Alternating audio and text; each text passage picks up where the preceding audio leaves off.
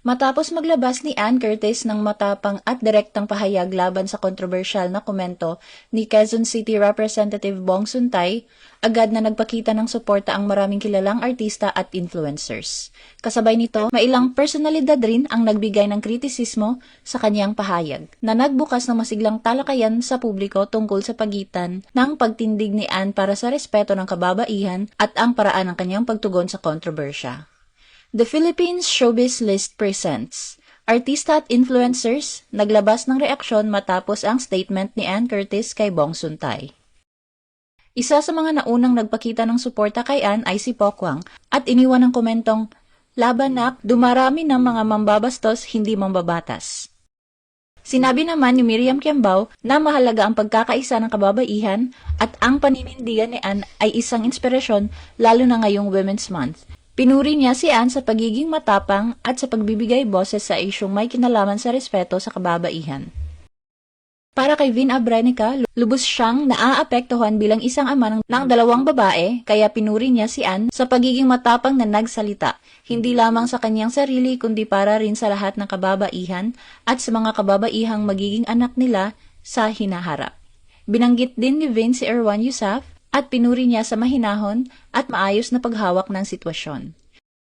Hinangaan naman ni Doug Kramer ang sagot ni Ann kay Bong at sinabi na hindi dapat mag-comment ng mga inappropriate remarks tungkol sa mga babae o sa mga asawa nila at binigyang diin ang salitang respeto. Ang mang-aawit na si Dulce ay binigyang pugay ang tapang at malinaw na paninindigan ni Ann laban sa hindi naaangkop na pahayag ni Bong. Ayon sa kanya, nakakalungkot na kailangan pang maranasan ni Ann ang ganitong sitwasyon. Ngunit pinasalamatan niya ito at sa pagbibigay boses hindi lamang para sa kanyang sarili, kundi para rin sa lahat ng kababaihan at sa paggamit ng kanyang platform upang labanan ang diskriminasyon at misogyny na tila normal na sa ating kultura. Kalakip ng repost niya na statement ni Ann, ipinahayag ni Sugar Mercado ang kanyang suporta rito at sa lahat ng kababaihan na naninindigan laban sa pang-aabuso at bastos na pahayag.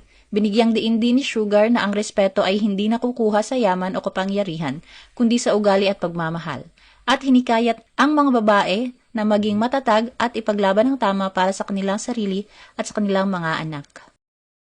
Nagpahayag si Erin Niman ng mataas na paghanga kay Ann sa kanyang desisyon na wag na isali ang asawa at mga anak ni Bong matapos humingi ng tapat na pauminhin si Mrs. Guevara Suntay. Pinuri niya ito sa kanyang grace and class at binigyang diin ang kanyang respeto sa maayos at mahinahong paghawak ng sitwasyon. Nagpakita rin ng suporta si Bianca Gonzalez at Isabel Daza. Ayon kay Bianca, bawat salita sa pahayag ni Ann ay tama at malinaw, habang sinabi naman ni Isabel na hindi pa siya naging mas proud kay Ann bilang pagpapakita ng kanyang paghanga sa tapang at paninindigan nito.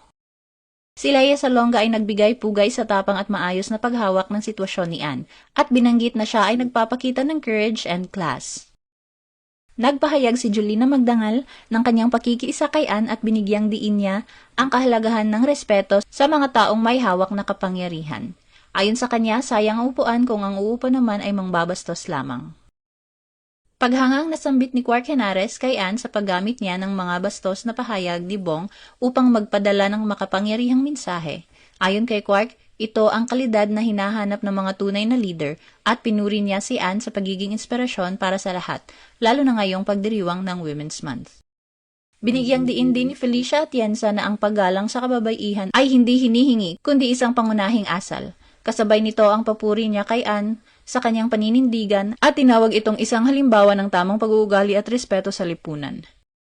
Nagpahayag din ng buong suporta sina Gretchen Fulido ng ABS-CBN at Athena Imperial ng GMA kay Ann.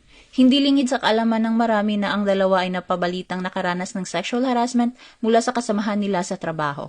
Naroon ang gigil. Sa kanyang Facebook post, hinikayat ni Athena si Ann na ipagpatuloy ang kanyang paninindigan at ginamit ang mga malalakas na salita sa pagsasabing, "Lampasuhin mo, Ann."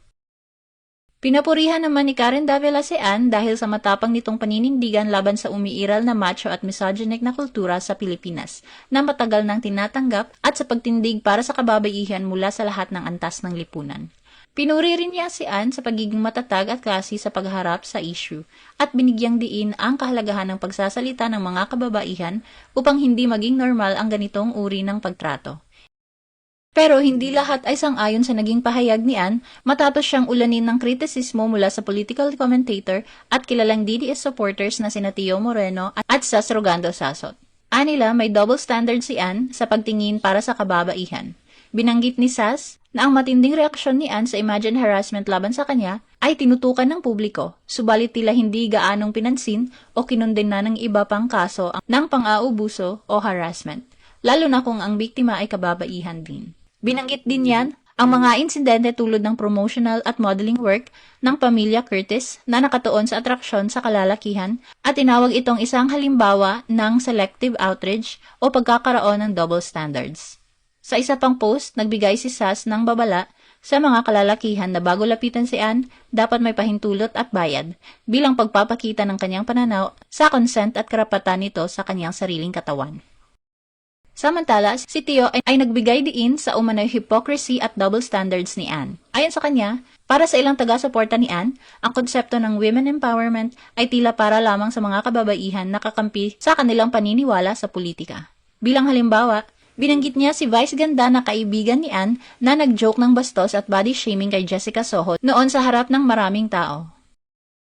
Kabilang din sa hindi pabor sa pahayag ni Ann kay Bong ay si Jay Sonza, na lalo pang pinalala ang pambabatikos. Sa kanyang Facebook post, kalakip ng mga sexing larawan ni Ann mula sa mga pictorials at magazines, sinabi niya na binabatikos niya si Ann sa paraang sobrang matindi at moralistic. Ayon sa former broadcaster, sa kanyang pananaw, ang karera ni Ann ay nakatuon sa pagpapakita ng sexualidad, kaya nakakatawa sa kanya na magalit ito kapag may mga lalaking nagsasabi na naaapektuhan siya ng ganitong kilos. Hindi din basta tumahimik ang kampo ni Bong. Sa statement ni Ann, binanggit niya ang tungkol sa legal advice at ito ang tinukoy ni Attorney Ferdinand Topacio, legal representative ni Bong. Sa isang pahayag nitong March 8, sinabi niya na kahit nakakaranas ang kongresista ng public backlash dahil sa kontrobersyal na pahayag niya tungkol kay Ann sa congressional hearing, walang batayan sa konstitusyon ang anumang kriminal na kaso laban sa kanya. Binigyang diin niya na ang mga nagnanais magsampa ng reklamo laban kay Bong ay nakakatawa at walang alam sa konstitusyon. Binanggit ni Ferdinand ang immunity ng mga mambabatas sa mga pahayag na ginawa sa loob ng lehislatura, partikular na ang Section 11, Article 4 ng konstitusyon. Matapos mapansin ng ilang netizens ang umano'y pambabaliktad ng issue, kung saan may komento na si Ann pa ang sinisisi sa kontrobersyal na pahayag ni Bong, sina influencer Yves Cortez at writer na si Jairo Aguinaldo. Ayon kay Jairo, sobrang natatakot ang kampo ng DDS dahil buong pwersa silang nakikipaglaban kay Ann at para sa kanya, parang nakabundol sila sa track. Malakas pero katawa-tawa ang laban. Sinabi naman ni Yves na nakikita niya na may plano o script na ang iba para ibagsak o baliktarin si Ann at sarkastikong sinabi na nagulat siya sa pagiging strategic ng grupo. Sinabi naman ng lawyer at digital creator na si Jesus Falsis na napansin niya na tila may koordinadong atake mula sa ilang kilalang DDS vloggers matapos niyang ilabas ang matapang na pahayag laban kay Bong. Tinukoy niya na parang may command order na nagsimula sa araw na iyon. At hinikayat niya ang publiko na suriin mismo ang kilos at reaksyon ng mga vlogger. Ilan pa sa kilalang personalidad sa industriya ang pumabor sa mensahe ni Ann ay si Laila de Lima. Kalakip ng statement ni Ann sa kanyang Facebook, sinabi ni Laila na hindi dapat gawing biro ang pambabastos sa babae. Aniya, hindi katanggap-tanggap ang paggamit ng humor para ibaba o bastusin ang kababaihan. At ang respeto sa babae ay dapat na normal, hindi isang laban pa. Pinuri niya din si Ann sa pagtindig at pagpapalakas ng laban para sa kababaihan at binigyang diin na ang bastos ay bastos. Ang mali ay mali kahit anong depensa o palusot ang gawin. Kabilang sa mga nagbigay ng suporta, sina Gabby Garcia, Sulan Yusaf, Kailin Alcantara, Georgina Wilson, Maha Salvador, Liz Uy, Megan Yang, Don Zoweta, Angel Locsin, Nadine Lustre, Kylie Versosa at Pia Wurtzbach, na nagpasalamat at pumuri sa tapang ni Ann sa pagtindig sa kanyang paninindigan. Samantala, sa kanyang Facebook, kalakip ng statement ni Ann, sinabi ni Kabataan Party List Representative Rene Co na pinupuri niya si Ann at binibigyang diin ang kahalagahan ng patuloy na pakikibaka ng kababaihan para sa pagkakapantay-pantay sa lipunan. Dagdag pa niya, walang tunay na kalayaan hanggat hindi malaya ang bawat babae at bawat isa. Kung may nanguna man na sumuporta kay Ann sa gitna ng usaping ito, walang iba kundi ang kanyang mister. Hindi na nga kailangan pa ng gumawa ng ingay upang ipakita na mula simula andyan si Erwan kay Ann.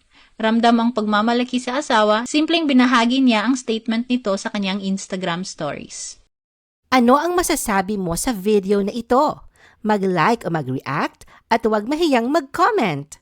For our YouTube viewers, huwag kalimutan mag-subscribe at i-hit ang notification button. At para sa aming Facebook viewers, mag-like at follow sa aming Facebook page para updated ka sa mga showbiz chika. Thanks for watching!